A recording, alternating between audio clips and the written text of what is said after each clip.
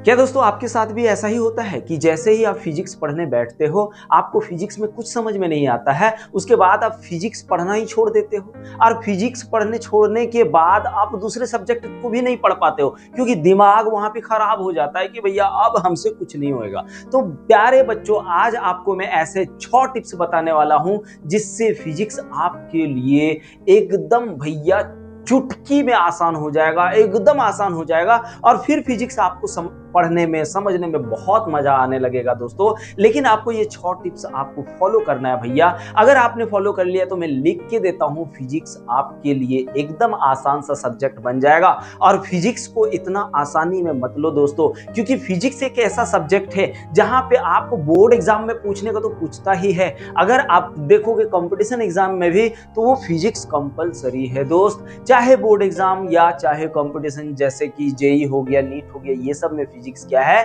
Compulsory है। इसलिए physics को समझना, फिजिक्स को आसान बनाना बहुत ही जरूरी है दोस्तों। तो चलिए हम लोग बात करते हैं भैया। कुछ बच्चे क्या करते हैं जानते हो, पहले फार्मूला याद कर लेता है, लेकिन आपको पहले फार्मूला याद नहीं करना है। फार्मूला याद करने से पहले आपको जो टॉपिक आप पढ़ रहे हो उसका क्या करना है दोस्त, उसका कंसेप्ट को समझना है। कंसेप्ट को समझने के बाद क्या होता है कि वो टॉपिक आपको एकदम इजी लगने लगता है। क्या होता है, इजी लगने लगता है, समझ रहे हो दोस्तों। इसलिए आपको पहले क्या करना है, कंसेप्ट को समझना है। चाहे आप जहां से समझ सकते हो, सर से समझो या फिर यूट्यूब से समझो या खुद से समझो, लेकिन आपको सबसे पहला काम क्या करना है दोस्तों, कंसेप्ट को समझना है। उसके बाद दूसरा क्या करना है, आपको हर एक चैप्टर से छोटे छोटे फॉर्मूले को नोट करो। ठीक है, नोट करने के बाद उन सब फॉर्मूला को आपको क्या करना है भैया, आपको याद करना है। कैसे, या तो ड्राइव करके या फिर ऐसे करके, लेकिन कोशिश करो ड्राइव करके। ड्राइव करके आप फॉर्मूला को भैया निकालते हैं ना तो वो बहुत ही दिनों तक याद रहता है और आपको अच्छा से समझ में आता है। माना कि आप नहीं कर पाओगे, लेकिन भैया YouTube मौजूद है, आपके सर मौजूद हैं, उससे आप कोशिश करो कि सर मुझे इसका डेरिवेशन करा दो। समझ रहे हो, एकदम इजी तरीके से दोस्त। अगर डेरिवेशन से आपने फॉर्मूला कर लिया और हर एक फॉर्मूले को याद करने की कोशिश करो, देख लेना ये 2 टिप्स आप करो। उसके बाद तीसरा नंबर जो आपको क्या करना है जानते हो, तीसरा नंबर करना है भैया, फिजिक्स को डायग्राम के साथ समझने की कोशिश करो। आप जो भी टॉपिक पढ़ रहे हो उसको कोशिश करो कि डायग्राम से समझा जाए और डायग्राम उस चीज में यूज किया जाए। देखो, अगर आप फिजिक्स पढ़ रहे हो दोस्त और डायग्राम आप नहीं जान रहे हो, पूरा फिजिक्स तो डायग्राम का ही खेल है भैया। अगर आप डायग्राम से फिजिक्स को नहीं समझ पा रहे हो, आप डायग्राम यूज नहीं कर पा रहे हो, तो फिर आप फिजिक्स में कुछ नहीं जान रहे हो दोस्त, आप फिजिक्स समझ ही नहीं पा रहे हो। तो डायग्राम से आप फिजिक्स को समझने की कोशिश करो। हाँ, भले आपको धीरे धीरे थोड़ा हार्ड लगेगा, लेकिन आप जब उसकी शुरुआत कर दोगे ना तो आपको एकदम आसान लगने लगेगा दोस्तों। और अब नेक्स्ट जो हम लोग बात कर रहे हैं, वीक मैथ को सुधारो। या अगर भैया देखो, फिजिक्स में तो मैथ, अगर आप कॉम्बिनेशन देखो तो फिजिक्स और मैथ एकदम एक जैसा है।